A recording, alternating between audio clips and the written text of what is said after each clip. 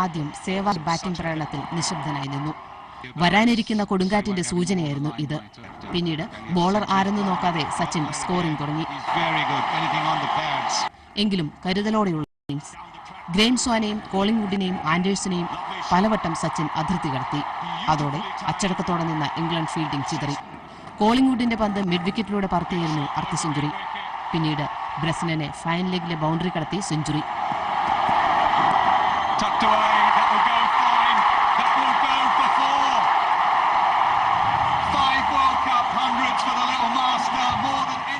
ലോകകപ്പിലെ 5ാം century, ഏകദിനത്തിലെ 47ാം century, 103 പന്തിൽ നിന്ന് 8 ഫോറും 4 സിക്സറും ഉൾപ്പെടെയായിരുന്നു 100.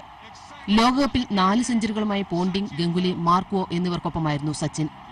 ഇംഗ്ലണ്ടിനെതിരെ ആ നേട്ടവും കൈവരിച്ച് ക്രിക്കറ്റിന്റെ മാസ്റ്റർ തലയെടുപ്പോടെ അടുത്ത വലിയ ഇന്നിംഗ്സിനായി മടങ്ങി. Sports desk, Manorama news.